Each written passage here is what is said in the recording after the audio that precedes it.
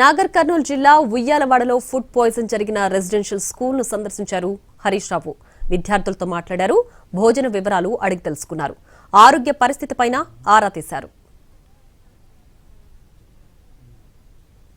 రాష్ట్రంలో ఎక్కడ చూసినా ఇలాంటి సంఘటనలే కనిపిస్తున్నాయని అన్నారు హరీష్ రావు.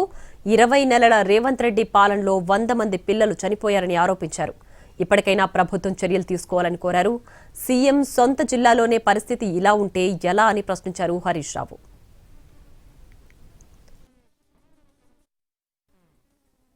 నాగర్ కర్నూలులో బీసీ గురుకులంలో అయింది, నిన్న పెద్ద కొత్తపల్లిలో అయింది, మొన్న జగిత్యాల్లో అయింది, మొన్న హుజూరాబాద్ లో ఎలుకలు కొరికినాయి, భద్రాద్రి కొత్తగూడెంలో పిల్లలు దవాఖాన్ల పాలైపోయినారు. ఏంది అసలు? నువ్వే విద్యాశాఖ మంత్రివి, నీ సొంత జిల్లా మహబూబ్ నగర్, నీ జిల్లాలో నువ్వు విద్యాశాఖ మంత్రిగా ఉన్న నీ శాఖలోనే రోజు ఒక సంఘటన జరుగుతా ఉంది. ప్రతిరోజు కూడా పిల్లలు ఆసుపత్రుల పాలైతా ఉన్నారు. 100 మంది చచ్చిపోయింది. ఇంకెంతమందిని చెప్తావు నువ్వు? ఇంత బాధ్యత లేదా? నీకు పట్టింపు లేదా? అరే, అందాల పోటీలు పెడితే ₹1,00,000 ప్లేట్ భోజనం పెట్టినావు.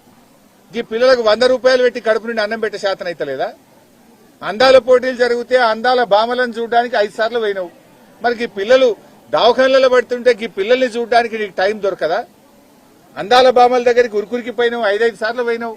ఈ బీసీ ఎస్సీ ఎస్టీ పిల్లలు దవాఖాన్లలో పడుతుంటే ఈ పిల్లల్ని చూడాలి, ఈ పిల్లల్ని పరామర్శించాలి, ఈ పిల్లలకు ధైర్యం చెప్పాలి, ఈ పిల్లలకు కడుపు నిండా భోజనం పెట్టాలి, సంబంధిత బాధ్యుల మీద చర్య తీసుకోవాలని